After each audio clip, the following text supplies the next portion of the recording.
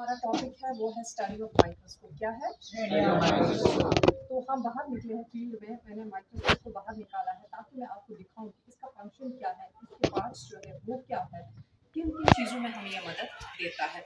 तो यहाँ पे आप लोग देखोगे कि ये जो हमारे पास माइक्रोस्कोप है ना, हमारे पास ये माइक्रोस्कोप है, इसके अलग अलग पार्ट्स है। हम स्टार्ट करते हैं इसके टॉप लेवल से। ये देखो आप देखेंगे ये बाहर एक चीज निकलती है कि नहीं? ये जो है इसको हम आई पीस बोलते हैं। क्या बोलते हैं? आई पीस। ये आई पीस जो होता है ये 10x का होता है और ये 15x का भी होता है। जिस तरीके की चीज हमें देखनी होती है उसी तरीके का लेंस हम इसमें एडजस्ट कर लेते हैं। बारह मैं आप लोगों को बताऊंगी कि ये 10x है, 10x को मैंने इसमें डाला, ठीक है ना। यहाँ पे आप लोग देखोगे कि कुछ ऐसी चीज है जो ऊपर नीचे हो जाती है कि नहीं? ये जो है इसको हम एडजस्टमेंट नॉब्स बोलते हैं। क्या बोलते हैं? Adjustment knobs. Very good. Adjustment knob को आप देखेंगे इसके साथ जो है एडजस्ट हुआ है नोज। क्या हुआ है? नोज। नोज के नीचे आप देखेंगे यहाँ पे लेंसेज लगे हुए हैं। आप यहाँ पे देखोगे, ये देखिए आप यहाँ पे लेंसेज लगे हुए हैं। एक लेंस पे 10x लिखा है और दूसरे लेंस पे जो है 40x लिखा है। क्या लिखा है? 10x और 40x। ये 10x और 40x जो है, जो भी हमें स्लाइड देखनी होती है वो हम इन्हीं लेंसों के जरिए देखते हैं। इससे हमें क्या होगा कि हमें जो छोटी छोटी माइन्यूट चीजें हैं, जो छोटी छोटी चीजें हैं वो हमें बड़ी दिखती है इसमें, ठीक है। लेकिन ये जो स्लाइड है, ये स्लाइड है क्या, मैं आपको बताऊंगी। ये देखिए आप, ये जो है इसको हम ग्लास स्लाइड बोलते हैं। क्या बोलते हैं? Glass slide. ग्लास स्लाइड को हम एडजस्ट करते हैं यहाँ पे, ठीक है ना। लेकिन जिस पे एडजस्ट करते हैं इसको हम स्टेज बोलते हैं। क्या बोलते हैं? स्टेज। ये जो स्लाइड है ये यहाँ वहां ना जाए, इसके लिए हमें क्या है कि क्लिप्स दी गई है। ये आप देखिए, मैंने आपको दिखाया कि क्लिप्स है, ठीक है। दो क्लिप्स एक माइक्रोस्कोप में होती है। ये क्लिप क्या करता है कि ये इस स्लाइड को पूरी तरह से बांध रखता है। अगर माइक्रोस्कोप कभी हिलेगा भी, लेकिन ये स्लाइड जो है हिलता शिलता नहीं है। तो किसके ऊपर हम स्लाइड को लगाते हैं? स्टेज के ऊपर। बंद किससे रहता है? क्लिप से, ठीक है ना। तो लेकिन मैंने आप लोगों ने ये नहीं पूछा कि मैडम आपने किसी चीज को पकड़ा हुआ है, यहाँ से जो ये चीज है इसको हम क्या बोलते हैं? आर्म बोलते हैं। आर्म बोलते हैं इसको। ये आप देखिए इसके साथ ही बहुत सारी चीजें जुड़ी हुई है। इस आर्म के साथ आप देखिए यहाँ पे मैं आप लोगों को बताऊंगी एक बहुत ही बड़ा स्टैंड इसकी है ना, जिसमें सारी चीजें एडजस्ट की गई है इस स्टैंड पे। इस स्टैंड के नीचे आप देखेंगे एक मिरर भी लगा हुआ है कि नहीं?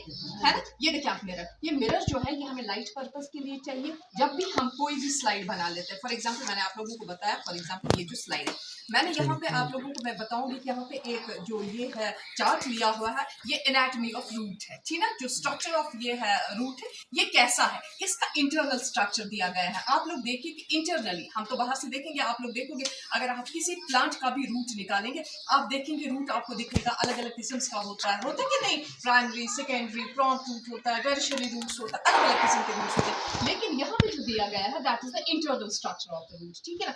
अलग अलग जो रूट्स की तहें हैं, आप देखोगे कि इसका जो आउटर मोस्ट कवरिंग है उसको क्या बोलते हैं, उसके बाद जो दूसरी कवरिंग आती है उसको क्या बोलते हैं, इसका सेंट्रली लोकेटेड पोर्शन है जिसको हम पिथ रीजन बोलते हैं, जहाँ पे सेल्स जनरेट होती है, वो वाला रीजन जो है वो कैसा होता है। यहाँ पे आप देखिए कि आपको पूरा दिखेगा, ठीक है ना। यहाँ पे आप देखो पूरा आपको दिख रहा है कि किस रीजन को हम क्या बोलते हैं, यहाँ पे हाईलाइट किया गया है सब कुछ, ठीक है ना। अब मैं आप लोगों को दिखाऊंगी, यहाँ पे मैंने एक पार्ट लिया है, that is the part of the plant.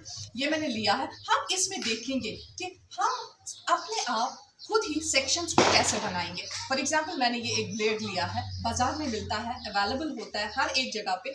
आप देखिए हमने ये ब्लेड ले लिया। ब्लेड काटने के बाद मैं आप लोगों को बताऊंगी कि हमें इसका सेक्शन काटना है। हम इस सेक्शन को ऐसे ले लेंगे, लेकिन ये जो है ब्लेड, इसको हम कोशिश करेंगे कि हम किस तरीके से इसको काटेंगे। ये देखिए आप, ये मैंने ब्लेड उठाया, इसका मैंने आहिस्ता आहिस्ता सेक्शन काटा, ठीक है ना। सेक्शन मैंने काटा, ये देखिए आपने छोटा सा सेक्शन निकला यहाँ से, ये जो है that is the anatomy of the root, ठीक है। अब मैंने यहाँ पे रूट का एक ले लिया है, इसको हम सेक्शन कटिंग करेंगे ताकि आप लोग देख पाए कि इसमें जो इंटरनल स्ट्रक्चर्स जो है वो कैसे होते हैं। फॉर एग्जांपल मैंने यहाँ पे ये रूट लिया है, रूट का एक थोड़ा सा पीस लिया है, मैंने सेक्शन कटिंग कर ली ऐसे।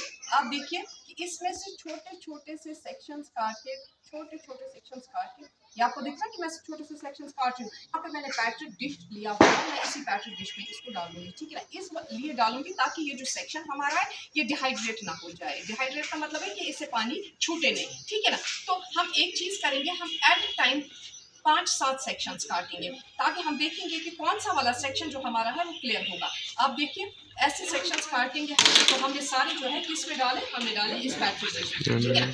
पैट्री डिश में डालने के बाद हम एक प्लेन स्लाइड ले लेंगे, ठीक है ना। यहाँ पर हमें स्लाइड्स का बॉक्स है, मैंने प्लेन स्लाइड एक ले लिया, इसको अच्छे से हमने वाइप किया। इसको अच्छे से साफ करने के बाद मैं एक चीज़ करूँगी कि जो सेक्शन इसमें हमने डाला था, इस सेक्शन को हम with the help of brush या with the help of stapler जो है स्टेपलर उठाएंगे, ठीक है ना। जब मैंने ये उठाया तो इसको मैंने कहाँ पे डाला, इसको मैंने डाला इस ग्लास स्लाइड पे, ठीक है। ग्लास स्लाइड पे डालने के बाद हम यहाँ पे मैंने आप लोग देखेंगे कि मैंने भी यहाँ पे आयोडीन भी रखा है। हम इसमें अलग अलग डाइज का इस्तेमाल कर सकते हैं, safranin is there, aqua blue is there, और जो हमारे पास ये आयोडीन है ये भी हम लेंगे, ठीक है। विद हेल्प ऑफ ड्रॉपर मैंने इसमें से थोड़ा सा निकाला, तो मैंने इसमें डाला, ये जो पैट्रिक डिश है ना इसमें मैंने डाला ताकि ये अच्छे से डाइल्यूट हो जाए और हमें ज़्यादा फास्ट कलर भी सेक्शंस का ना मिले, ठीक है ना।